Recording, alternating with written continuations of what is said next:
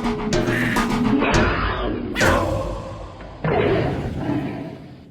cat lovers, I have a very interesting guest here with us today, Stacy LeBaron.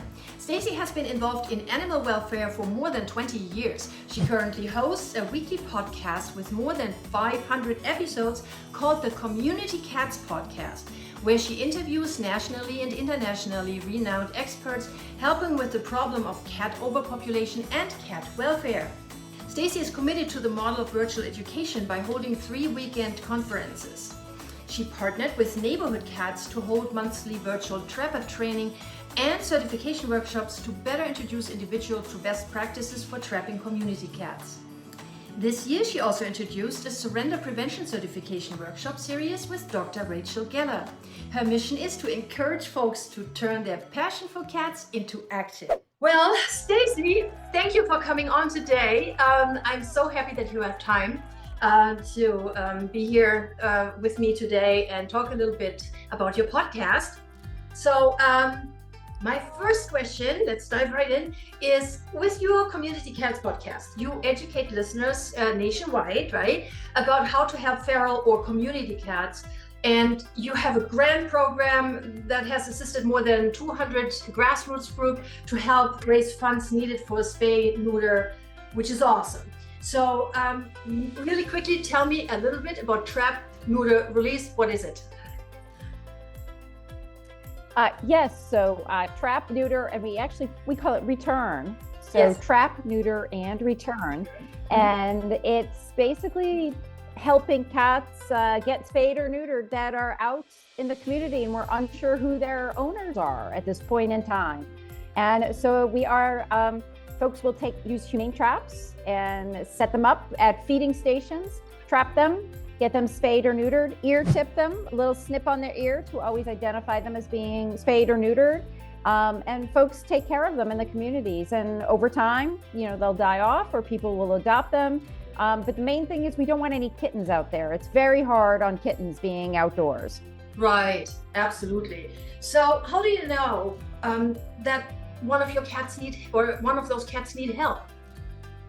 So there's a process to determine whether a cat is an owned cat that's outdoors or not. We highly recommend, we have a template, a downloadable template of a paper collar, but you can use any piece of paper, just tape a collar around and put your phone number and say, does anybody own me? Let me know. And then you can find out who the owner of that cat is in the community before you go out and start trapping it. Now, if the cat is not handleable, you can't get to the cat. In many cases, it means that cat is not owned by anybody. Right. And then you'll want to start feeding them regularly and trap them. We have many educational webinars on trappers, tips and tricks, and colony caretaking tips and tricks on our YouTube channel that are free to watch. And people can tune in and check those out and see what they want to do about helping cats in their backyards. Right, fantastic. So now, if I have a cat in my backyard, how can I find like low cost or free neuter spay, programs or vets that do that for me and who will work for me? How can I find that? Yeah, so in addition to the work that I do on the Community Cats podcast, I'm also on the board of directors of the United Spay Alliance. So it's unitedspayalliance.org, and we have a whole interactive national map that you click on each state and it'll go by county and you can find low-cost spay neuter services in the county that you're in. And we have a group of about 15 volunteers who work diligently to keep those lists of resources as up to date as possible. Wow, that's fantastic. So what is it like trapping a cat and why doesn't animal control does this? So there are questions about, who is responsible for helping cats in the community. And in many cases in the past, we used to call our animal control the dog officer. They didn't really have anything to do with cats. They weren't in their job descriptions. Now that's different in many communities. They do return to field programs.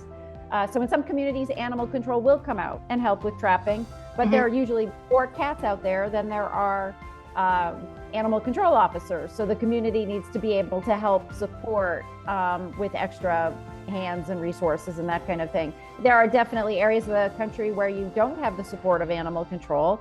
Right. And so, we have to empower ourselves to be able to help the situation and create a humane community for cats, which was my goal when I worked with a colony of cats in Newburyport, Massachusetts back in 1994.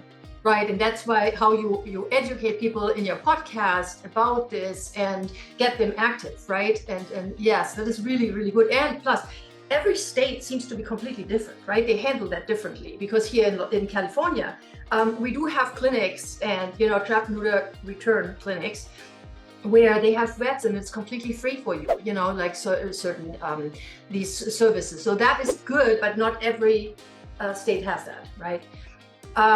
Right. I mean, ideally, we would love that to happen where we have free spay neuter for community cats. That would be certainly ideal. But we're actually at a point where many TNR groups are creating their own spay neuter clinics in their communities so that they can, because they haven't been able to get access to spay neuter appointments through veterinarians. So they're trying to start some of their own programs, which is where we were 10 or 15 years ago in other parts of the country. Wow, that's really quite something. So you think, when I read on Wikipedia, they say, oh, this is controversial. I don't think there's anything controversial about this.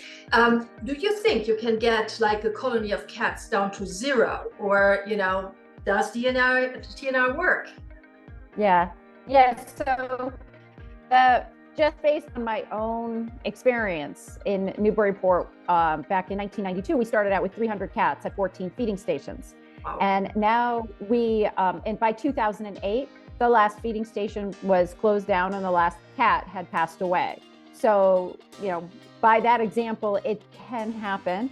And it's happened at other colonies that we assisted in the greater Newburyport area. And we've worked in urban areas, areas where the poverty levels are high.